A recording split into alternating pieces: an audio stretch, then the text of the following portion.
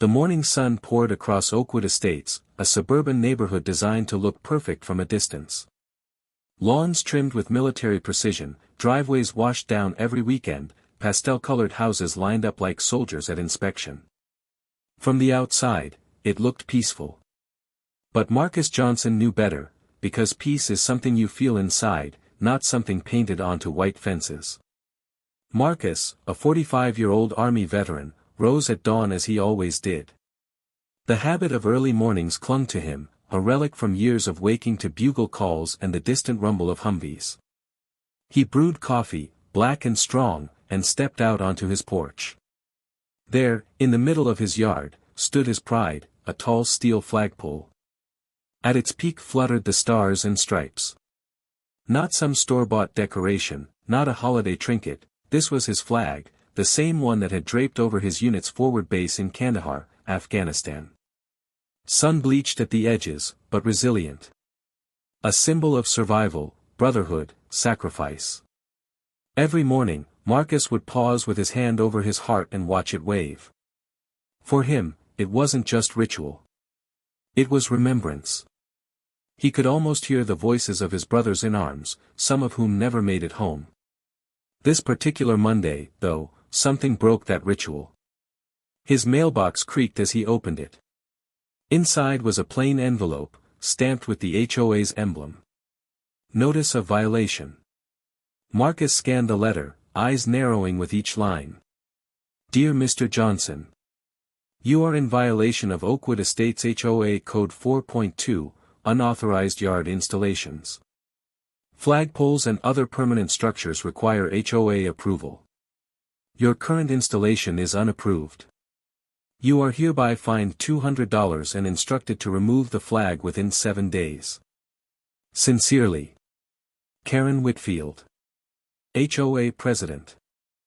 Marcus read the letter twice, then a third time, his jaw tightening. He looked up at his flag, flapping proudly in the breeze. Unauthorized. He glanced down the street. His neighbor across the way had plastic flamingos in the yard. The couple next door displayed neon garden lights that glowed bright blue all night. Another house kept a giant inflatable Santa, in July. But his flag, his American flag, was unapproved. He folded the letter carefully, slid it into his jacket pocket, and muttered, "Not happening." That evening, Marcus walked into the community clubhouse, where the monthly HOA meeting was held. The room was filled with homeowners, retirees sipping from thermoses, young couples whispering, people flipping through the latest HOA newsletter. At the head of the long table sat Karen Whitfield. Karen was in her late 50s, with perfectly styled blonde hair and a pastel pink cardigan that seemed to scream authority. She held a clipboard like it was a weapon. For years, she had ruled Oakwood Estates with a mixture of charm and intimidation, fining homeowners for everything from mismatched curtains to overgrown grass. When Marcus entered, her eyes flickered with recognition. She adjusted her glasses and straightened her papers. "Mr. Johnson," she said as the meeting opened, "thank you for joining us. Let's get straight to the point. You've been notified about your violation." Marcus pulled the letter from his pocket and placed it on the table. "This?" Karen nodded curtly. "Yes. HOA Code 4.2 clearly states that permanent structures require approval from the board. Your flagpole does not have approval." Marcus leaned forward, voice calm but firm.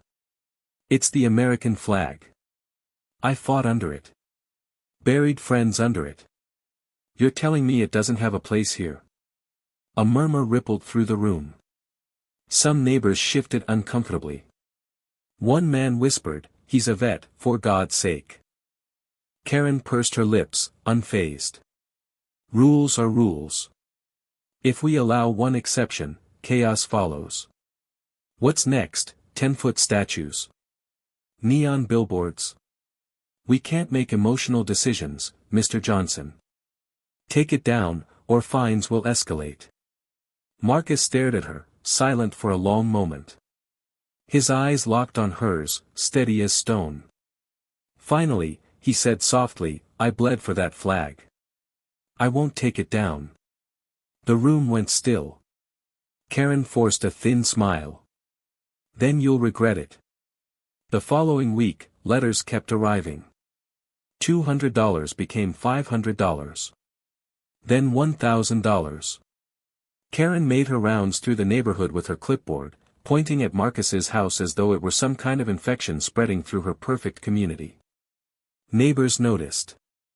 Some gave Marcus nods of solidarity when he passed, whispering, "Hang in there." Others avoided eye contact, afraid of getting on Karen's bad side. Marcus tried to brush it off. But the harassment grew. His trash bins were knocked over twice in 1 week. Anonymous notes appeared taped to his door, "Rules apply to everyone." One night, he discovered his flagpole rope cut, the flag crumpled on the ground. He picked it up gently, brushed off the dirt, and raised it again before sunrise. His hands trembled with anger, but his resolve never wavered. Inside his house, he sat at the kitchen table, staring at the latest notice: "Remove the flag within 72 hours or face property lien." Marcus exhaled slowly, closing his eyes. Memories flooded back, heat waves shimmering off the desert, the roar of helicopters overhead, the pounding of his heart as he radioed for backup. Then, the moment his brothers stormed through chaos to pull him out alive. Men who would never let him stand alone. He opened his eyes, jaw set. This wasn't just about fines. This was about principle. He reached for his phone, scrolled through old contacts, and hit dial. The line rang twice before a familiar voice answered, deep and steady. "Johnson? Long time, brother."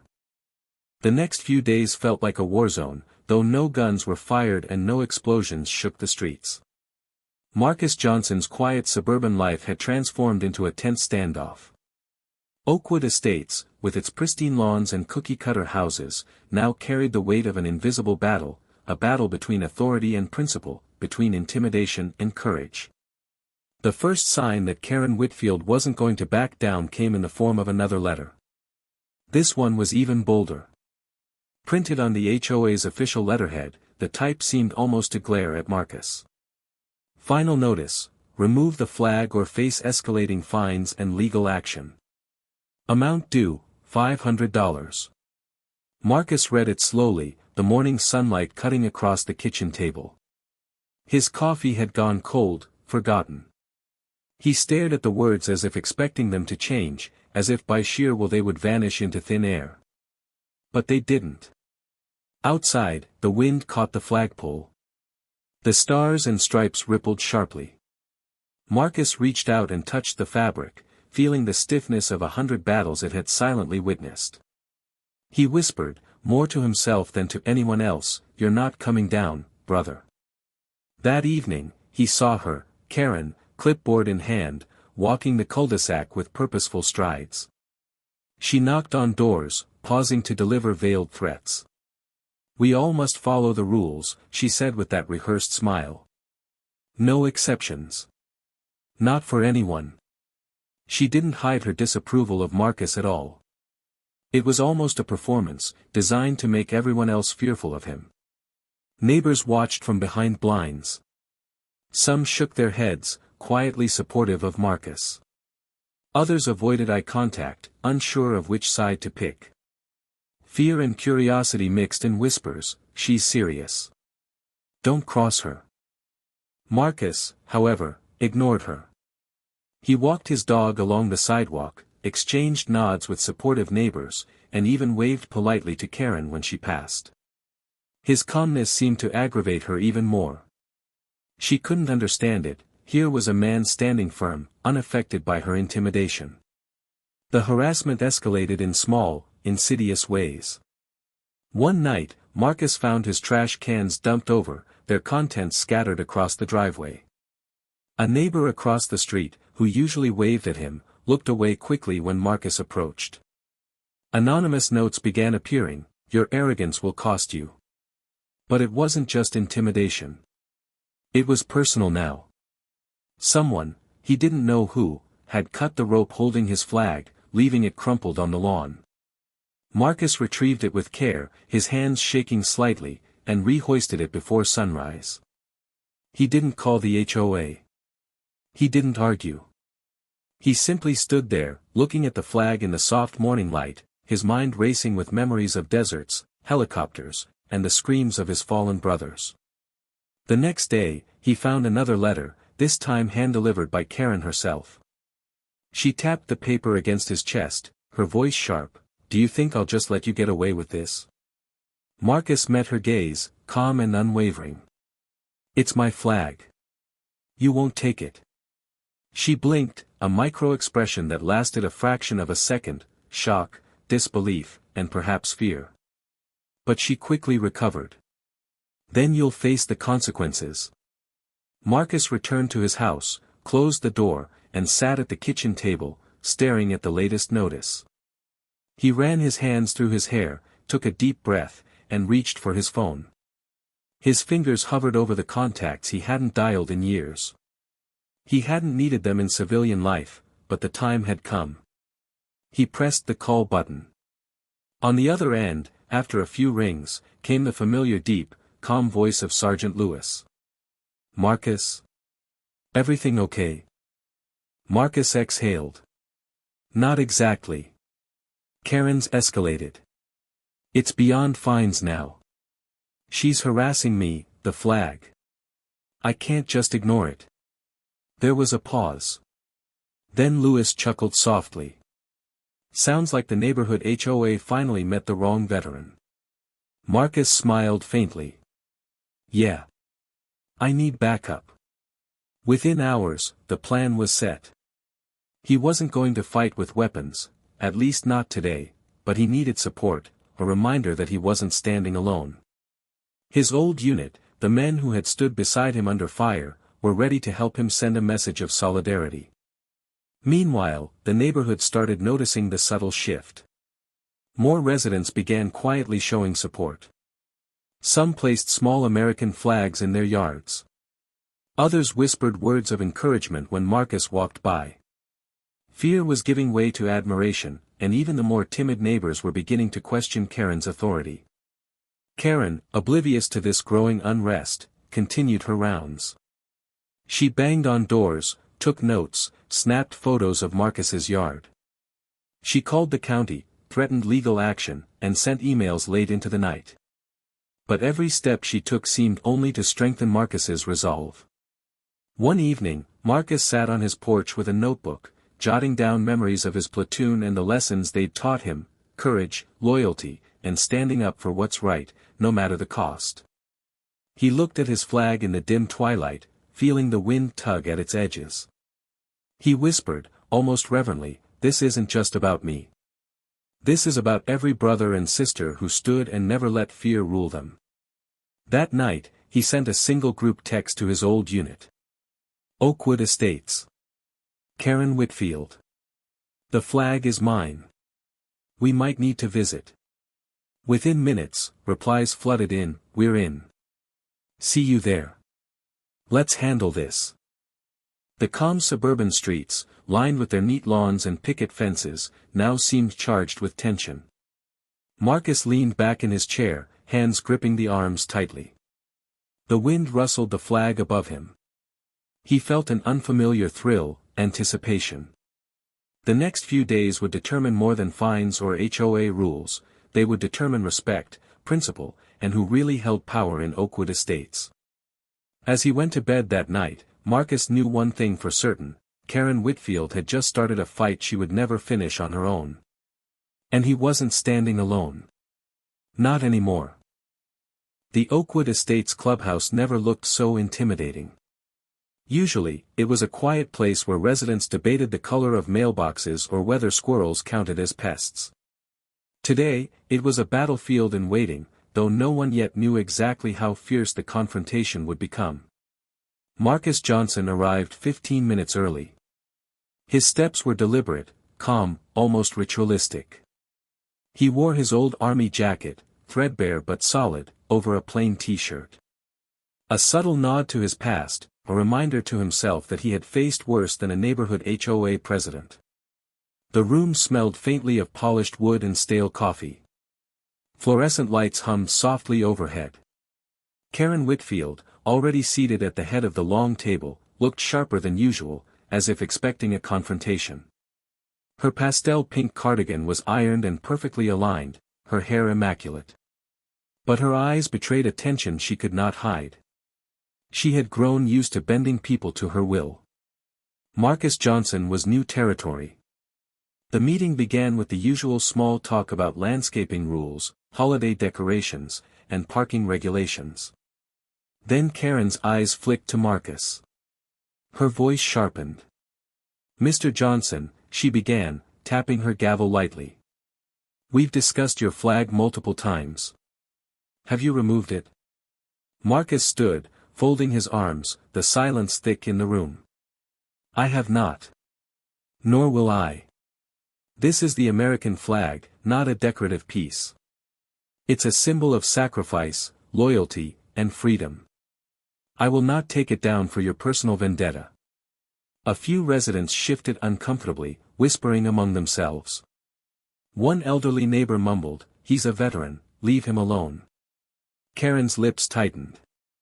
Rules are rules. You may think your service grants you immunity, but in this community, we all abide by the same codes. Marcus stepped closer to the table, voice steady. "I know the rules. And I also know my rights.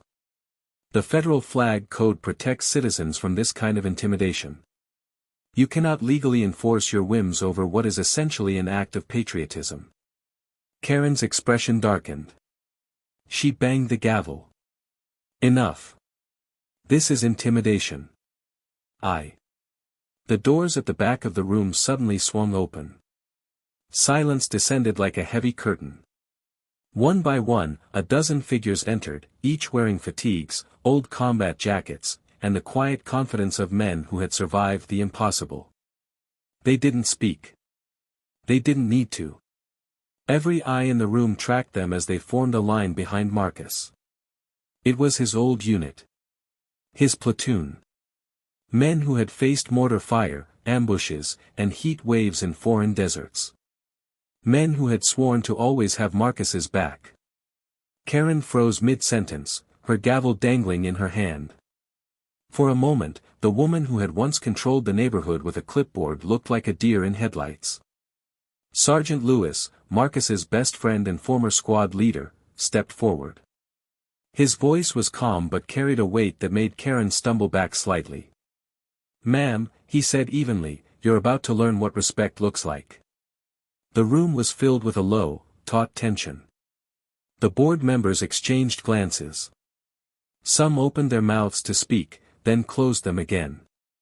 The gravity of the situation, amplified by the presence of trained combat veterans, silenced even the bravest of HOA officers.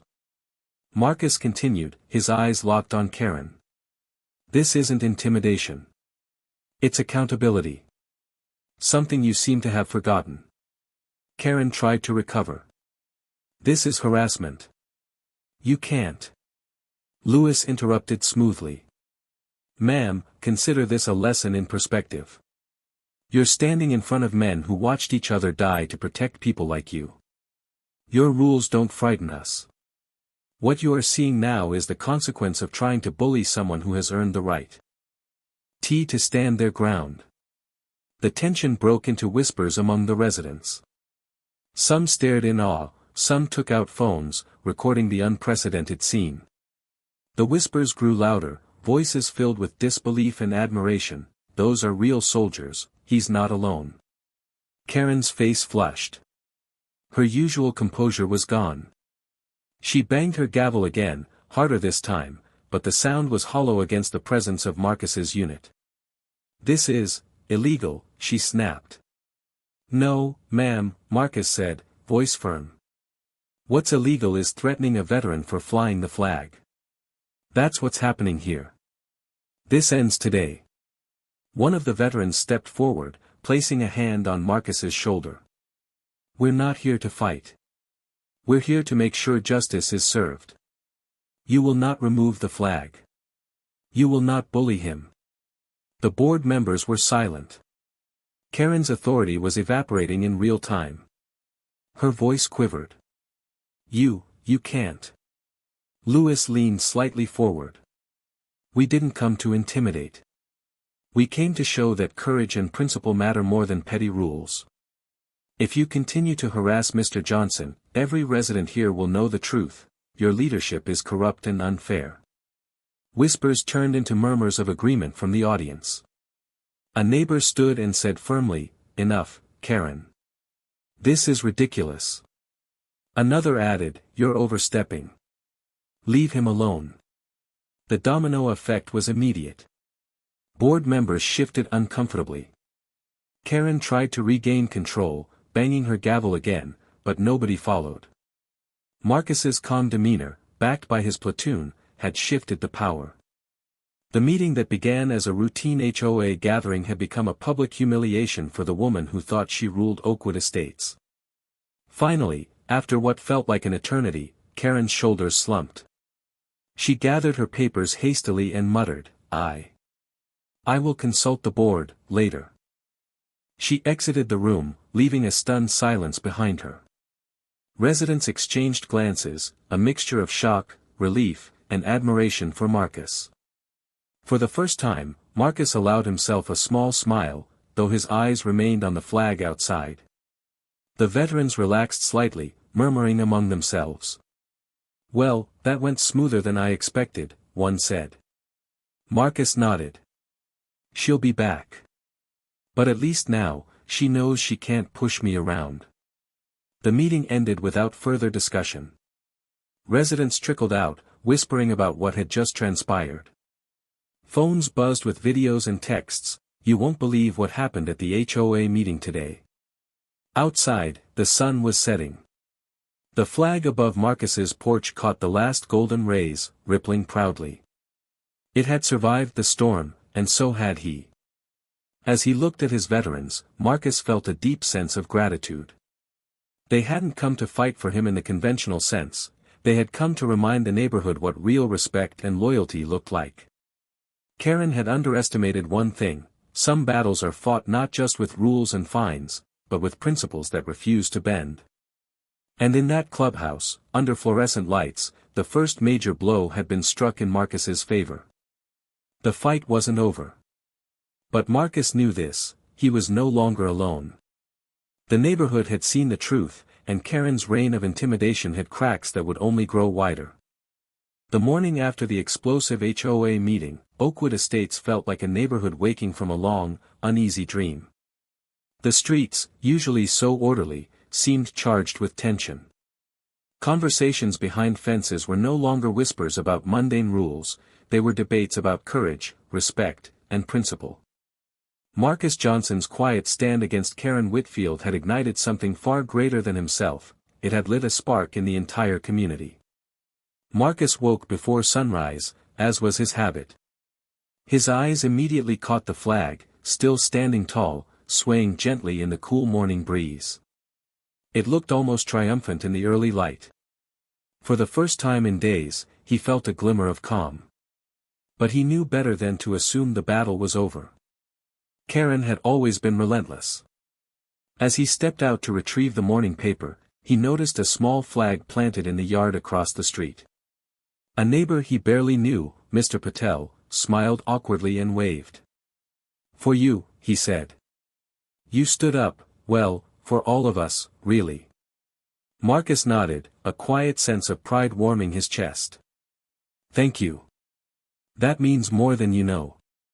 Across the cul-de-sac, he saw another neighbor fastening a miniature flag to the mailbox. Word was spreading faster than any HOA newsletter ever could. The subtle, silent solidarity was growing. The small acts of support, tiny gestures at first, were quickly multiplying. By late morning, the ripple effect was undeniable. Almost every house had a flag of some size displayed proudly in their yard.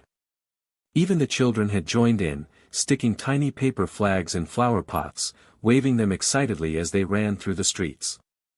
Marcus stood on his porch, watching with a mixture of awe and relief. The neighborhood he had called home for years was now standing with him. Karen, however, was oblivious, or perhaps in denial. She stormed through the cul-de-sac, clipboard in hand, snapping photos, scribbling notes. Every yard that displayed a flag seemed to drive her further into frustration. "This is rebellion," she muttered to herself. "Anarchy. How dare they?"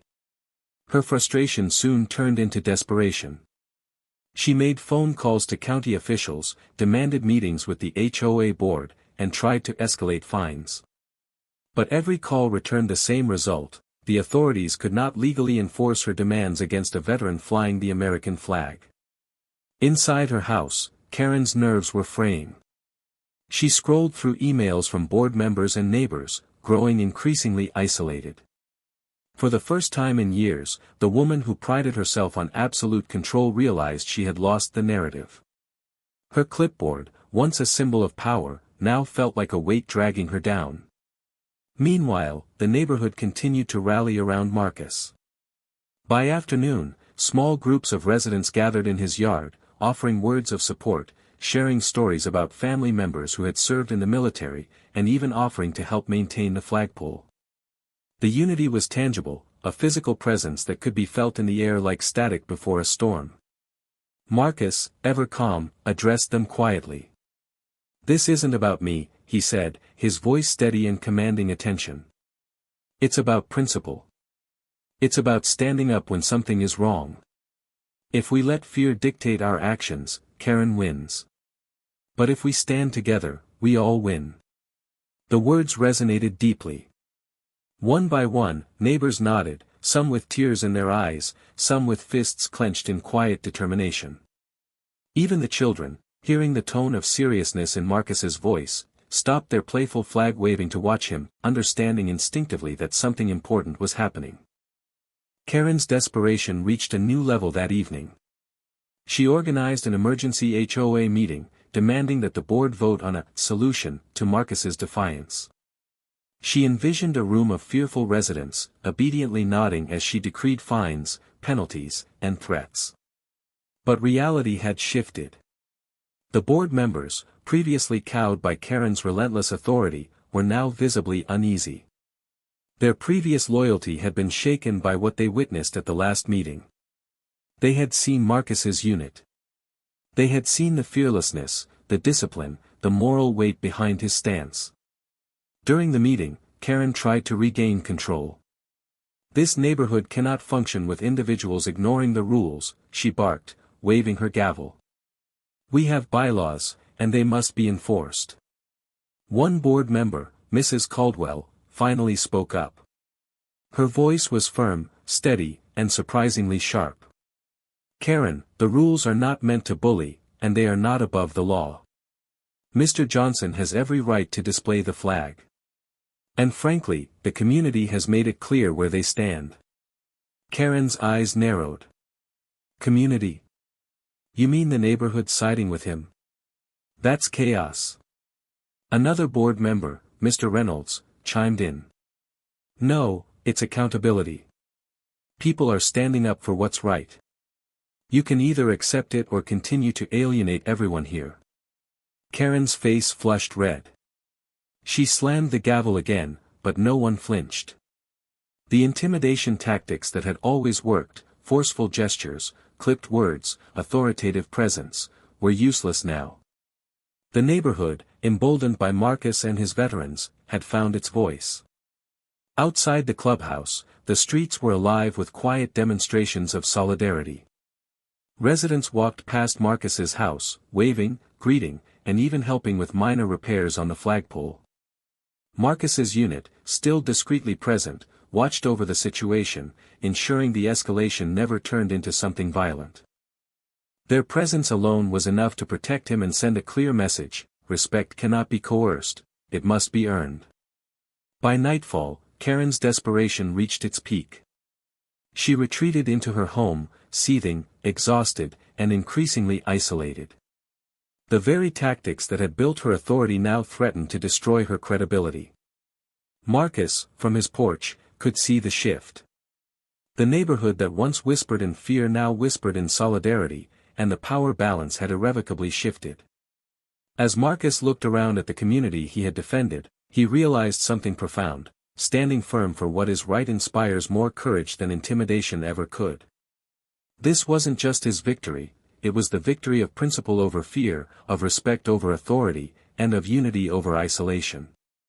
The next chapter of this standoff was inevitable.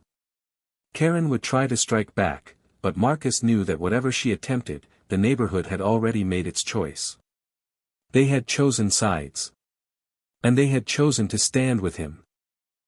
The morning sun rose over Oakwood Estates like a spotlight on a stage. Marcus Johnson stepped onto his porch and took a deep breath, letting the crisp air fill his lungs. The flag above him danced in the breeze, golden rays glinting off the stars and stripes. It was more than cloth on a pole, it was history, sacrifice, and unbroken resolve made tangible. The neighborhood was awake early, but not because of chores or routine. Word had spread of yesterday's confrontation and the following night's solidarity. Neighbors had begun placing flags, small and large, on their lawns. Parents held children's hands as they carried tiny paper flags, planting them carefully in flower pots and garden beds. It was a silent, powerful movement, a community standing together. Marcus's unit, his old platoon, was quietly present, mingling with neighbors, chatting with families, and sharing stories that bridged the gap between military service and civilian life.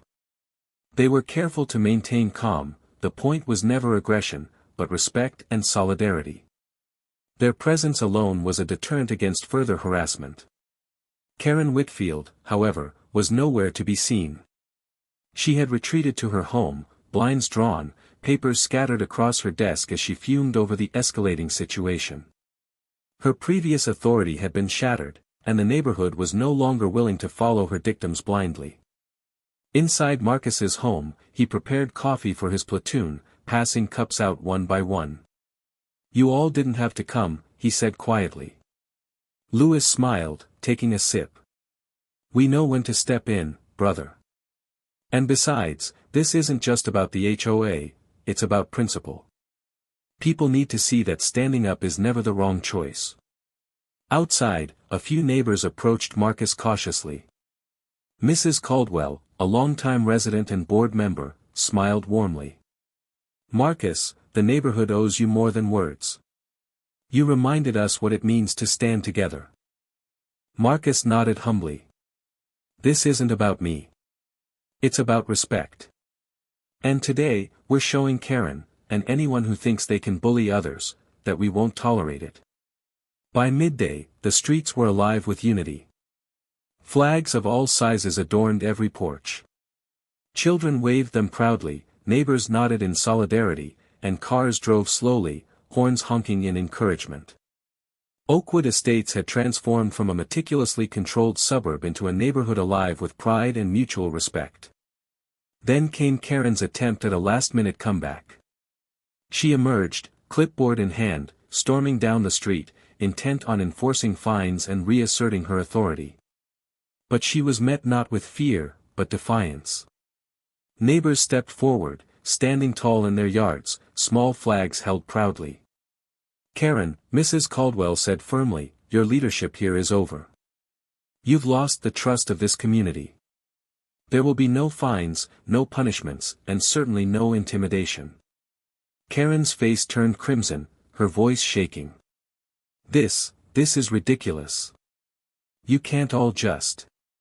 Marcus stepped forward, flanked by his platoon. His voice was calm, unwavering. "Karen, it's simple. Respect is earned, not enforced. You chose to bully. We chose to stand. The community has spoken. Your fight ends here."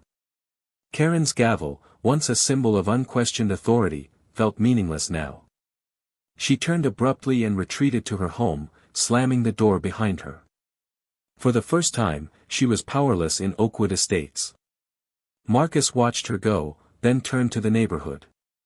He raised a hand, signaling calm. "Today isn't about victory over one person," he said, voice carrying across the street. "It's about standing up for what's right, for each other, and for the principles we believe in." The crowd cheered, some clapping, some waving flags, some simply smiling with relief. Children ran across lawns, waving paper flags and giggling. The veterans exchanged knowing glances, proud of their brother and the solidarity he had inspired.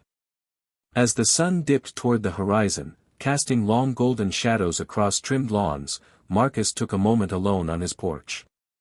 He looked at the flag, fluttering steadily above him, and felt a deep sense of fulfillment. This battle, though small in the scale of his life, carried immense significance. It was a reminder that courage, principle, and unity can overcome intimidation. Later that evening, Marcus and his platoon gathered in his backyard for a small barbecue, a quiet celebration of what had been accomplished. Laughter echoed between the houses, the smell of grilling food mixing with the warm evening air. Neighbors joined in, sharing stories, food, and camaraderie. What began as a confrontation had evolved into a shared experience of community and mutual respect. As the stars began to appear, Marcus raised his glass. "To the flag," he said softly, voice steady. His platoon echoed, "To the flag, and the man who refused to let it fall." It was more than a toast.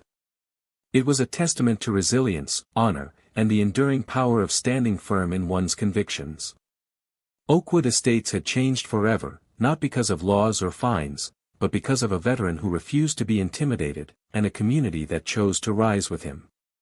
The flag above Marcus's house waved proudly in the night breeze, a symbol of courage, unity, and respect that no HOA regulation, no clipboard, and no single individual could ever take away. And in that moment, Marcus knew, sometimes, standing tall alone is enough to inspire an entire neighborhood to do the same.